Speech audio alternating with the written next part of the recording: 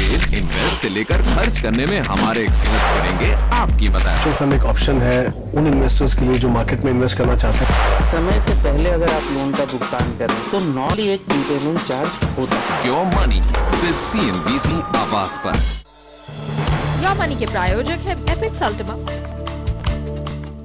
अब आप टीवी के सामने रहे ना रहें, आप जुड़े रह सकते हैं CNBC आवाज से कहीं भी कभी भी। CNBC आवाज अब आपके मोबाइल पर, वो भी बिल्कुल फ्री। सब्सक्राइब करने के लिए SMS कीजिए AW51818 पर और पाइए लेटेस्ट स्टॉक अपडेट्स, बाइंग और सेलिंग टिप्स से लेकर इन्वेस्टमेंट से जुड़े सवालों के जवाब। ये है नेटवर्क 18 और आप देख रहे हैं CNBC आवाज।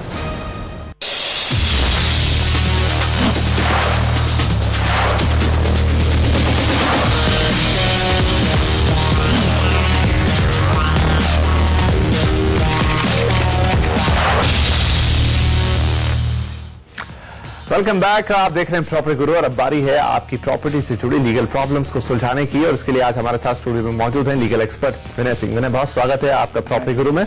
चलिए तो विनय से सवाल जवाब का सिलसिला शुरू करते हैं, लेते हैं आपके सवाल, उस पर देंगे विनय सलाह। पहले कॉलर हमारे हैं अभिनंदन। अभिनंदन, पूछिए अपना सवाल। हाँ, नमस्ते सर। मेरा ये प्रॉब्लम था कि जैसे कि मैंने वो उसमें लिखा है कि जिन्होंने 97 में फ्लैट खरीदा था और उसका पोसेशन तो उन्हीं के पास में है, लेकिन उनके नाम पे अभी ट्रांसफर हुआ नहीं है वो। तो उसके लिए उन्होंने बिल्डर से पूछा था, वो 4 भाई थे उनके बिल्डर के, 2 उसमें से एक्सपायर हो चुके हैं। तो अभी जो एग्जिस्टिंग है उनका हाउसिंग सोसाइटी भी नहीं है सर आज के डेट में। तो उनका मतलब ऐसे प्रॉपरली उसका क्या प्रोसेस किया जाए कि वो इनके नाम से हो जाए। जी, तो ये आपके दोस्त ये बेसिकली ये सलाह चाहते हैं, फिर भी यहाँ पर हम बात करते हैं विनय से। विनय, क्या सलाह होगी इनके लिए? हाँ अभिनंदन जी, आप ये जो आपके दोस्त ने फ्लैट लिया था, इसमें ये चारों भाइयों ने साइन किया था कोई एग्रीमेंट या एग्रीमेंट टू सेल वगैरह? हाँ, अग्रीमेंट का कॉपी भी नहीं है सर इनके पास। मतलब प्रूफ में जो पेमेंट किए थे जी, उसका चेक नंबर वगैरह डिटेल्स है जी। तो वो अगर उनके पास कोई बैंक वगैरह का रिकॉर्ड है तो उन्हें कहिए कि वो संभाल के रखें। और अभी एक आप आपके दोस्त को सलाह ये दीजिए कि वो एक चिट्ठी लिखे हैं बिल्डर्स को कि ऐसी ऐसी तारीख को मैंने आपको पैसे दिए हुए हैं और आपने मुझे पोजीशन भी दी है, लेकिन ये एग्रीमेंट जो है ये रह गई है करने के लिए, तो आप ये प्लीज तुरंत ये एग्रीमेंट एग्जीक्यूट करके रजिस्टर कराएं। और अगर फिर भी ये 2 भाई नहीं मानते हैं तो आपके दोस्त को वहां कोर्ट की सहायता लेनी पड़ेगी, एक स्पेसिफिक परफॉर्मेंस का मुकदमा करना पड़ेगा। लेकिन मैं समझता हूं इसमें कोई दिक्कत वाली बात नहीं है, हो जाएगा, थोड़ा वक्त जाएगा इसमें सिर्फ बस। तो यहाँ सा वक्त लगेगा, लेकिन एक स्पेसिफिक परफॉर्मेंस का मुकदमा करना होगा जैसा विनय ने यहाँ पर सलाह दी। तो यही सलाह आप अपने दोस्त को भी जरूर बता दें और अगर आगे भी उनको कोई दिक्कत है तो pg@moneycontrol.com पर आप दोबारा अपनी शिकायत या अपनी परेशानी भेज सकते हैं। हमारे अगले कॉलर अब जुड़ रहे हैं दिल्ली से अजय खुराना साहब। अजय जी, पूछिए अपना सवाल। सर, मैंने वर्तमान गार्डनिया में 920 स्क्वायर फीट का फ्लैट लिया हुआ टॉप 10 फ्लोर पे जी। उसमें उन्होंने मेरे को एक ओपन पार्किंग का 50,000 रुपये चार्ज किया हुआ और रूफ रेंट का 2 लाख रुपए। उसमें मेरी मोस्टली किस्त से 2 किस्त रहती है, बाकी सारा काट चुका है कंस्ट्रक्शन रेंट में जी। तो पीछे मैं सुन रहा था कि रूफ रेंट के taken up charge and open parking का, उसके बारे में पूछना था कैसे करें। जो आप पार्किंग वाली बात कह रहे हैं, जिस तरह से आप बता रहे हैं कि आपने खरीदी है, तो ये तो अब इलीगल हो जाएगा। फिर भी यहाँ विनय जी से इस पे और सलाह लेते हैं। विनय, इनके लिए क्या सलाह होगी? हाँ बिल्कुल सही कहा आपने अजय जी। ऐसा है कि ओपन पार्किंग या कोई भी किस्म का ओपन एरिया हो वो सेलेबल नहीं है, क्योंकि जब तक उसकी FSI कोई कंज्यूम हुई नहीं है, बिल्डर को कोई अधिकार ही नहीं होता है ये ओपन एरिया या ओपन स्पेस बेचने का। और उसमें ओपन पार्किंग या स्टेल पार्किंग भी शामिल है।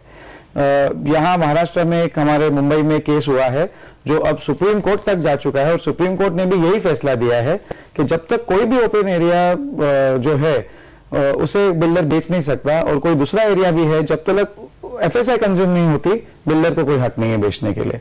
और यही चीज आपके रूफ राइट्स में भी अप्लाई होती है। जो टेरेस है वो कॉमन टेरेस होता है, अगर वो कॉमन टेरेस है तो बिल्डर बेच नहीं सकता उसे। तो आप जरा बिल्डर से ये जो पैसे आपने दिए हैं, अगर आपको आपके ऊपर कोई दबाव डाल के लिए गए हैं, तो मैं समझता हूं आपका केस अच्छा है। आप कोर्ट जा सकते हैं, कंज्यूमर फोरम जा सकते हैं और ये सारे पैसे जो आपने भरे हैं ये वापस मांग सकते हैं उनसे। चलिए अब लेंगे एक ईमेल जो कि भेजा है गौरव अग्रवाल ने गंगानगर राजस्थान से। पूछना चाहते हैं कि दिल्ली में 11 महीने के किराए का एग्रीमेंट क्यों होता है और क्या सभी जगह इसी तरह के एग्रीमेंट बनाए जाते हैं? कमर्शियल इस्तेमाल के लिए 3 साल का किराए का एग्रीमेंट करना ठीक है या नहीं?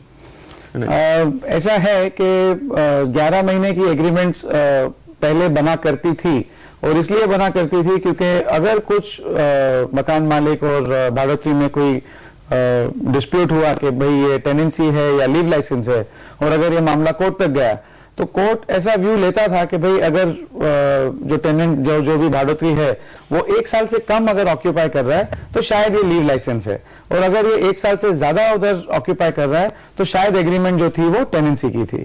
तो इसलिए लैंडलॉर्ड के लिए, मकान मालिक के लिए सेफ होता था कि वो 1 साल से कम की ही एग्रीमेंट बनाए। लेकिन जैसे हम देख रहे हैं अभी महाराष्ट्र में हमारे पास महाराष्ट्र रेंट कंट्रोल एक्ट आई है 2000 में, और उसके तहत आपको रजिस्ट्रेशन कंपलसरी है। आप रजिस्टर करेंगे तो जो आपने कहा है कि लीव लाइसेंस है वही मानी जाएगी। कोई भाड़ोत्री ये आर्ग्यू नहीं कर सकता कि ये टेनेंसी है। तो अब उसकी जो अहमियत है 11 महीने की एग्रीमेंट की, एटलीस्ट महाराष्ट्र में तो बहुत ही कम हो गई है। दिल्ली में भी आप चाहें तो आप बना सकते हैं 3 साल की एग्रीमेंट। आप एक लेकिन लीगल एडवाइस लें और उसको पक्का काम करवाएं एक वकील से कि कल को कोई डिस्प्यूट ना हो कि लीव लाइसेंस है या कुछ और है। चलिए, तो ये हुई सलाह इस बात पर कि एग्रीमेंट 11 महीने की क्यों होती है। हमारे तमाम और दर्शक जो खासतौर पे दिल्ली या मुंबई जैसे महानगरों में रहते हैं जहां आमतौर पे चाहे दुकान हो चाहे मकान हो एग्रीमेंट से ही मिलते हैं और आपको इस तरह का एग्रीमेंट बनाना पड़ता है मकान मालिक के साथ या दुकान मालिक के साथ, तो शायद उन सब लोगों के लिए भी ये सलाह विनय जी की काफी उपयोगी होगी। फिलहाल वक्त हो गया एक छोटे से ब्रेक का, लेकिन सवाल जवाब का सिलसिला आगे भी जारी रहेगा। बने रहिए हमारे साथ।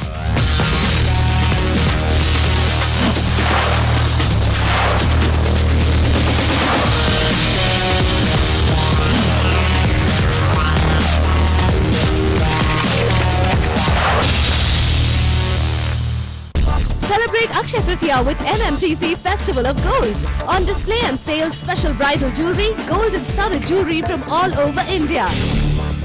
When the walls start moving in on you, what would you save? How would you survive?